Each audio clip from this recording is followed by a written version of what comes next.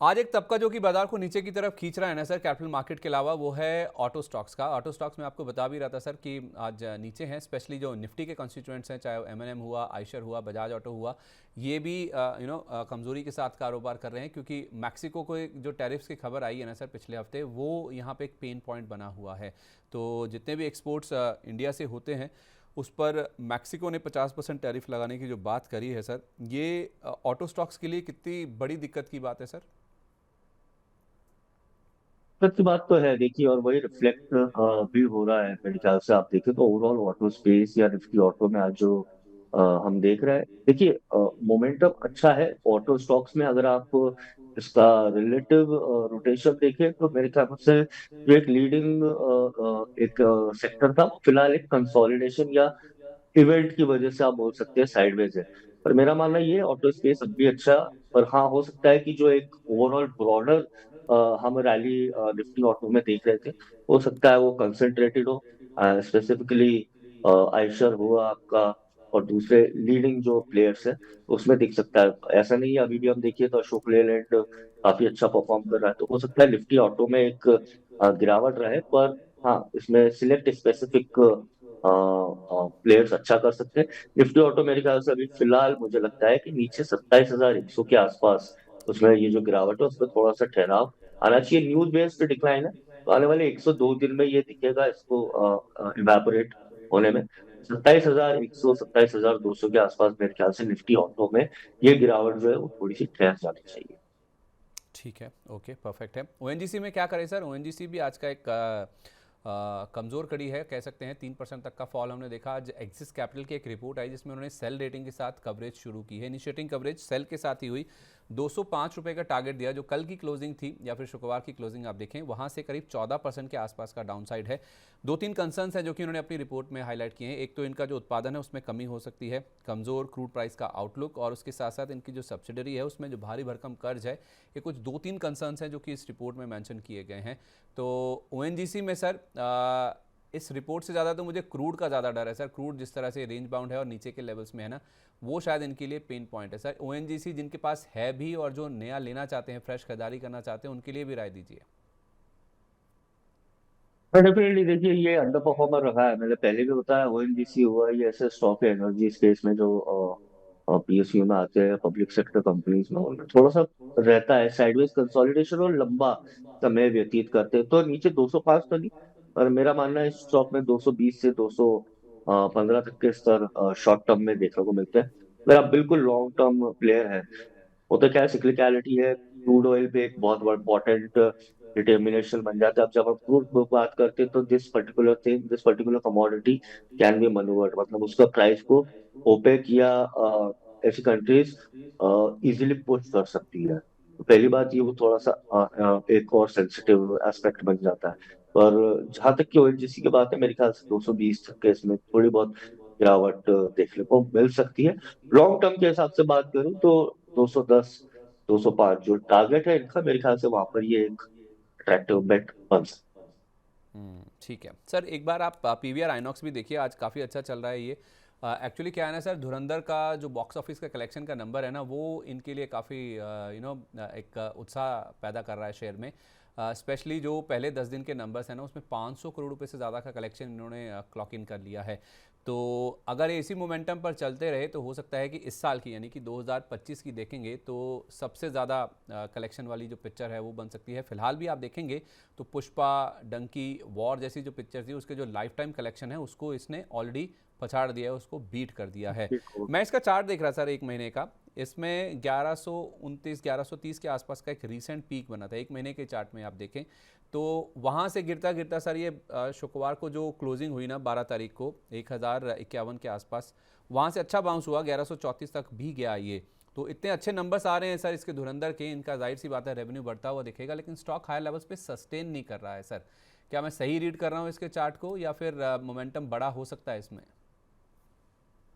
नहीं, डेफिनेटली आपने बिल्कुल सही ट्रीट करा। देखिए, एक मूवी एक पर्टिकुलर आप बोल सकते हैं कि आउटलायर हो सकती है with in the larger gamete of cash flows या पिक्चर्स की बात करें मूवीज की।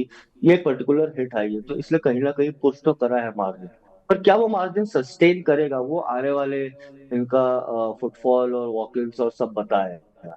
इसलिए ये सस्टेन नहीं कर रहा है। आज जो मेरे ख्याल से तेजी आई ऊपरी स्तर पर प्रॉफिट बुकिंग की पहली बात, दूसरी बात आप देखिए नीचे के स्तर से बाइंग तो आई है, पर इसका जो वॉल्यूम है आज इससे हाईएस्ट वॉल्यूम है पिछले 2 से 3 क्वार्टर में। डेफिनेटली इसलिए हम प्रॉफिट बुकिंग देख रहे हैं। मेरे ख्याल से थोड़ा सा स्टॉक नीचे में 1050 1040 के आसपास अट्रैक्टिव बन जाता है, ऊपर में 1140 1150 ये इसकी रेंज है। मेरे ख्याल से फिलहाल तो रेंज में ही रहेगा। और इवेंट बेस्ड है, तो निवेश को सलाह दूंगा कि आप इस फोमो या इस ऐसा नहीं सोचे कि स्टॉक यहाँ से बहुत लंबी छलांग लगाएगा। जब तक कि स्टॉक 1140 के नीचे रेंज बाउंड ही ट्रेड करेगा। ठीक है, कुछ ऐसा ही सर रुझान हमने वोडाफोन आइडिया में भी देखा। आज सर शेयर ने 12 रुपये 3 पैसे का 52 वीक हाई टच किया, क्योंकि एजीआर बकाये में बड़ी राहत मिलने की उम्मीद है, ऐसी रिपोर्ट निकल के सामने आई। तो स्टॉक खुला 11 रुपये 85 पैसे पे, 12 रुपये 3 पैसे का हाई छुआ, और उसके बाद से इसमें मुनाफा वसूली हावी होगी, क्योंकि काफ़ी दिनों से स्टॉक चल रहा है।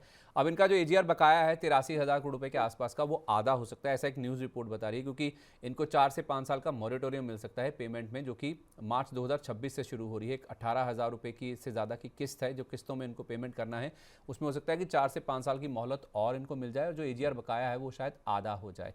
तो उसके बाद हमने देखा सर स्टॉक में मुनाफा वसूली हावी हुई है, तो अच्छा खासा चलता हुआ आया सर ये नीचे से। थोड़ा लंबा व्यू लेंगे तो 6 रुपये से वैसे ये 12 रुपये डबल हो गया, 8 रुपये के आसपास 9 रुपये के आसपास भी कई लोगों ने लिया है। तो कर सर ये जो मुनाफा वसूली है ये थोड़ी एक्सटेंड हो जाएगी, या आपको लगता है कि 14 रुपये के टारगेट इंटैक्ट है, जो कि ज़्यादातर एक्सपर्ट्स हमें बता रहे हैं स्टॉक को लेकर? है, मतलब मेरे ख्याल से अपसाइड है। मैंने आपके चैनल के माध्यम से ही शायद 7 रुपए के आसपास इसमें खरीदी की सलाह दी थी। अभी शायद दिसंबर के पहले हफ्ते में ही हमने इसको डिस्कस करा था, तब ये 9.5 10 रुपए आ रहे थे, तब भी मैंने इसमें कहा दिए थे। इसको रिटेल ही चला रहा है, ठीक है। इसमें न्यूज आती है, इवेंट आते हैं, अपसाइड टारगेट आते हैं, पर इसको न्यूज और रिटेल यही चला रहा है जहां इसमें हो पाती है। अब एजीआर जो मिला इनको या फिर वो बकाया कम हो गया, बहुत अच्छी बात है। टेक्निकल इस स्टॉक में 14 से 16 रुपए का टारगेट है, और उसको थोड़ा एक्सटेंड करूं 21 रुपए सकता है। इस 11 से 21 रुपए की जर्नी में आपको कुछ महीने बिताने पड़ेंगे, और नीचे में मेरा मानना है कि 10 रुपए के आसपास तक की गिरावट आए बहुत अच्छा है, रिस्क रिवॉर्ड भी फेवरेबल बन जाता है।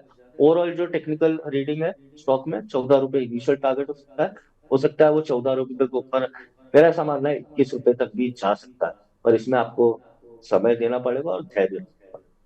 मतलब घबराने की ज़रूरत नहीं है ना, समय ठीक है। काफ़ी लोगों ने पेशेंटली इसको होल्ड किया है और स्टॉक ऊपर आया भी है। नो डाउट इसमें रिटेल का बड़ा पार्टिसिपेशन है, काफ़ी भारी मात्रा में रिटेल है इसमें, लेकिन कोई डरने घबराने की बात नहीं है ना सर, ये जो 12 से प्रॉफिट बुकिंग हुई है आज?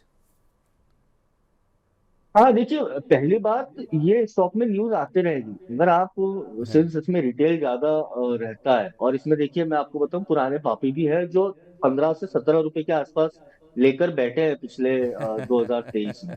तो उनको भी मैं सलाह दूंगा, थोड़ा सा ये पेशेंस मांगता है। न्यूज इस स्टॉक में आप मानकर चलिए हर 3 महीने में आपको देखने को मिलेगी। वही इसका पैटर्न रहा है और वही होते भी रहेगा। तो घबराने की जरूरत नहीं है। मेरे ख्याल से 10 रुपए तक की ये गिरावट थमनी चाहिए, चाहे इसका 10.50 और 9.81 20 और 50 डे मूविंग एवरेज आते हैं, वहां पर ये फिर से अट्रैक्टिव बन जाएगा। आप देखेंगे पहला जो 14 का स्तर है, और थोड़ा सा 21 रुपए का मैं इसलिए एक्सटेंड कर रहा हूँ कि आपका नजरिया 1 से 2 साल का हो। ऑलरेडी इतने टाइम से तो होल्ड करिए। 10:30 के आसपास का स्टॉप लॉस रखे हैं। नीचे मेरा मानना है अगर आपको थोड़ा सा कंजर्वेटिव लेवल ले, तो 8 रुपए 80 पैसे अच्छा स्टॉप लॉस है। इस स्टॉक का जो बाइंग लेवल है वो 10.5 रुपए अच्छा है। 10.5 रुपए से 9 रुपए 80 पैसे यहाँ पर इसके शॉर्ट और मिड टर्म मूविंग एवरेजेस आ जाते हैं, वहां पर ये काफी अट्रैक्टिव बन जाए। ठीक है, फेयर इनफ सर, ओके। अच्छा, मैंने जब शो की शुरुआत की थी ना सर, मैंने आपसे डिक्सन टेक के बारे में पूछा था। अब अगला नाम जो है ना इस लिस्ट में, बजिंग स्टॉक्स की लिस्ट में, वो है केन्स टेक्नोलॉजीज का। डिक्सन टेक तो अच्छा चल रहा है सर, लेकिन केन्स टेक्नोलॉजीज में क्या हो गया ना, शुरुआती बढ़त स्टॉक में भी बनी थी, आज इसका चार्ट हम बाद में देखते हैं, लेकिन बाद में हाई लेवल से आप देखिए मुनाफा वसूली हो गई, और 4,390 के आसपास का हाई लगाया इसने, और 4,200 के भी नीचे ये स्टॉक फिसल गया। एलआर कैपिटल की एक रिपोर्ट आई है जिसमें उन्होंने बाय रेटिंग तो बरकरार रखी है, लेकिन टारगेट जो दिया है ना उसमें 30% का, यानी कि 30% का जो कट है वो उन्होंने कर दिया। 7,670 रुपये का पहले टारगेट था, उसे घटाकर अब 5,365 रुपये कर दिया गया है। तो सर कोटक की रिपोर्ट से मामला शुरू हुआ था, फिर एक जेपी मॉर्गन की रिपोर्ट आई, उसके बाद रिकवरी हुई, अब एलारा कैपिटल की जो रिपोर्ट आई उसके बाद फिर से ये हायर लेवल से फिसल रहा है। तो ये भी स्टॉक देखा जाए तो सर वोडाफोन वाली कैटेगरी का ही है। इसमें भी ऐसा ही मान के चलें कि खबरों का सिलसिला जारी रहेगा और थोड़ा टाइम ये रेंज में ही बिताएगा। हाँ देखिए, सबसे बड़ा अंडर परफॉर्मर रहा है 6,000 6,500 से स्टॉक। अब देखिए नीचे में 4,000 का एक स्तर टेस्ट करा, तो ये जो फिलहाल दो चीजें हैं। पहली बात तो वोलेटिलिटी रहेगी, 5 से 7% स्टॉक मूव हो जाएगा और आपको हर्ट करेगा, तो आप शॉर्ट टर्म तो न घुसे। दूसरी बात 3,850 ये एक ऐसा स्तर है, अगर ये स्तर टूटता है तो स्टॉक में जो गिरावट है वो नीचे में 2,300 से 2,450 तक जा सकती है। तो amid with in all this report, जितनी भी रिपोर्ट आ रही है, टारगेट अपडेट हो रहे हैं, ठीक है, गाइडेंस चेंज हो रहा है, ये सब ध्यान में रखते हुए मैं फिर भी आपको ये सलाह दूंगा, आप 3,850 3,900 का स्टॉप लॉस लगाए। अगर आप ये स्तर टूटता है तो थोड़ी सी गिरावट हो सकती है। ये जो शॉर्ट कवरिंग देख रही है, इतने पूरा अक्टूबर और नवंबर की जो एक गिरावट है उसके बाद की शॉर्ट कवरिंग है। तो स्टॉक 4512 ये एक शॉर्ट टर्म में एक रेजिस्टेंस है। 4512 का अगर स्टॉक रेजिस्टेंस तोड़ता है तो हाँ, इसमें जो एक शॉर्ट टर्म 5,365 वो डेफिनेटली देखने को मिलता है, पर 4,510 के ऊपर स्टॉक को निकलने दीजिए। ठीक है, ओके, परफेक्ट है। इन लेवल्स को आप जरूर ध्यान में रख के चलिए। आखिरी नाम जो इस लिस्ट में है ना सर वो है मैट्रीमनी.com का। आज सुबह हम आपको बता भी रहे थे ओपनिंग बज में कि इनकी बोर्ड बैठक होने वाली है जिसमें बायबैक के ऊपर विचार होने वाला है। वो बायबैक पे विचार हुआ, बोर्ड ने अप्रूव भी कर दिया, और बायबैक का जो प्राइस आया है ना वो आया है 655 रुपये पर शेयर का, जिसमें ये 58.5 करोड़ रुपये खर्च करेंगे। 8.93 लाख शेयर का बायबैक होगा। लेकिन जो प्राइस आया ना सर 655 रुपये का, कल की क्लोजिंग से देखें तो 20% के प्रीमियम पे है, लेकिन बाजार को पसंद नहीं आया ये प्राइस। ऊपर में ये स्टॉक एक समय 1,000 रुपये का लेवल भी पार कर गया था। इसका चार्ट दिखाइए, देखिए सर जो न्यूज़ आई उसके बाद किस तरह से एक स्लाइड स्टॉक में देखने को मिला है। तो बाजार चाहता था कि शायद प्राइस ऊपर का आए, कुछ और अट्रैक्टिव लेवल्स देखने को मिले, जिससे डिसअपॉइंटमेंट हुआ है स्टॉक में। आपकी क्या राय है सर, इसमें 655 रुपये का बायबैक का प्राइस है तो क्या कुछ एडवेंचर करना चाहिए? नहीं संदीप जी, देखिए आपने भी मार्केट मेरे ख्याल से 2 दशक तो हो गए, आपने देखा है ये 2010 2015 तक, 20 तक भी बोलूँ तो एक बहुत अच्छी रणनीति रहती थी। बायबैक कर रहे हैं, एक प्राइस आता है तो स्टॉक में एकदम रन होता है। अब वैसा नहीं रहा। बायबैक मेरे ख्याल से अगर मार्केट ने दर्शा दिया है, पहली बात तो प्राइस इज गॉड जो बोलते हैं, तो निवेशक ही अगर उस बायबैक को लेकर बिकवाली का रुझान दे रहे हैं तो मेरे ख्याल से ये एक अच्छा संकेत नहीं है। और स्टॉक ओवरऑल यही रेंज में रहा है। मेट्रोमोनी का अगर आप देखिए अप्रैल 2025 तो 550 ऊपर में और नीचे में 400। अगर स्टॉक में टेक्निकली मोमेंटम बिल्ड होना है तो 570 को स्टॉक को ब्रेक करना पड़ेगा, क्योंकि उसने इतना समय व्यतीत करा है इस स्तर पे बिकवाली देखी है कि वहां पर तक के स्टॉक मूव हो रहा है। तो आज भी हम वही देख रहे हैं, 570 एक स्टॉक को ब्रेक करना पड़ेगा अगर इसमें मोमेंटम देखना हो या 600 के ऊपर भी जाना हो। तब तक 570 के नीचे में इसको अवॉइड ही करना।